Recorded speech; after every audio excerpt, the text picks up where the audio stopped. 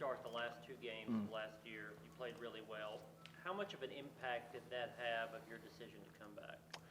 I think it was that was part of it, for sure.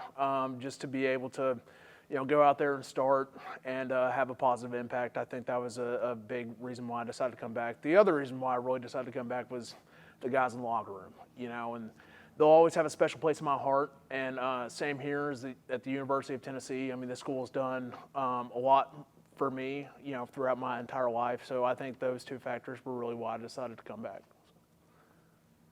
LRB mentioned that you're one of the guys taking reps at left guard during this fall camp. Just what do you think it would take out of you during fall camp to win over that position as a starter? Yeah, just being consistent, playing the way I typically play, especially in the run game, and also the pass game, just being able to, move people, but also, playing smart. And I think those two things are really going to help me win the job. Jackson, I know your grandfather meant a lot to you. Can you just kind of verbalize, kind of what you learned from him growing up, and I know you'll be playing for him this fall. Yeah, that's a tough question there.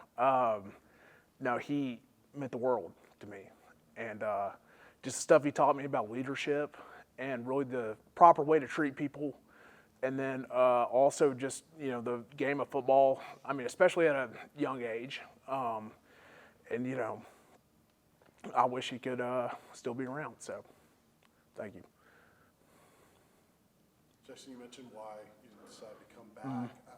Waiting for your opportunities that you started to get now. How challenging was it during that time waiting for your opportunity?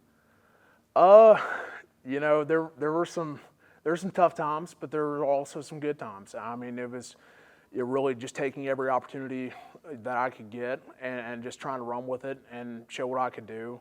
And, I mean, since I've been here, there's been a lot of, exceptional people who have been in front of me. I mean, you've got guys like Trey Smith and Cade Mays, and then, Spraggins the past few years. And so really just every time I've gotten my opportunity, I felt like I've had to take it and run with it, and I feel like that's why I'm trying to do this fall camp. How's your relationship with the coaches evolved, whether it's Coach Ellerby or any of the others? Oh, it's great. Coach Ellerby and I have a great relationship. Coach Heupel and I also have a great relationship. I mean, to speak volumes about Coach Heupel, I mean, when, the day my grandfather died, he, called me and my family and was just, devastated that it happened and really cares about me as well as my family. And I mean, he also cares about everybody else on this team. I mean, he's the perfect guy you could have as a head coach. Anything else for Jackson? The rotation is something that LRB has talked a lot about, Yep. especially at that left guard position. How much is that a message to this team that they do want that luxury to rotate guys this season? Yeah, I mean, we've got a lot of depth there. We've had a lot of guys playing left guard. I mean, myself included. You've got Dane Davis. You've also got Andre Carrick. And then you have Sham Umarov. And then I'm sure even more guys could, plug and play there. But it really just speaks to the, how great this coaching staff is by getting guys ready for that position. And then also just how much depth we have. It's a pretty good thing to see. Are you better, or is anybody better at the position like that if you're there like for a long period of time in practice as opposed to like moving around?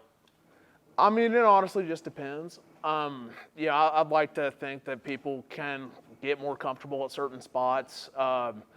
Thankfully, I'm able to play both sides, and so I feel like that's been one of the best things that I've been able to do. I mean, last year I played both right and left, and I'm sure this year I'll still have to play both too. So it's just it ends up being a point of preference, but at the same time you've got to be ready for either one. Did y'all know the scenarios last year during the game of if this guy goes out, I go in, as opposed to, you can have a depth chart, but sometimes like Dane would go in for different positions. Yeah, I mean, you kind of do, just depending on what happens in practice, and that's usually a conversation you kind of have with Coach Ellerby. So. Are you getting reps in practice right now, both on left and right, or is it more? I am. Is there one area of your game that you think you've made the most progress and improved the most that you're proud of? I mean, I feel like my pass game's gotten better. I really do. And then also my run blocking. I feel like I'm able to open up a lot of space. And I felt like I was, doing a pretty good job of that in the bowl game and then also the Vanderbilt game. So, but those two areas I feel like I've gotten the best at. What did the coaches say to you after those two starts, like your end of the year meeting, about how you played toward the end of the season? Yeah, I mean, they were definitely positive about it. They felt like I did a really good job of playing there, and also just taking that opportunity was something that they were proud of me for doing. So. Being an inside guy, who's the toughest to block on that really good defensive line? We've got so many guys, man, that are all so different. I mean, during practice, like if you watch like film or our games, you could not get two different D linemen than Elijah Simmons and then Omar, okay? So it's like one play, you've got some guy who weighs about 340 and is just strong as an ox. And so you got to prepare for that. And then you got Omar, who's quick as a cat. And then sometimes you'll even have James Pierce or Big O or, any of those guys. I mean, I'm sure there's a ton of names I'm leaving out, but I mean, all those guys are tough to block.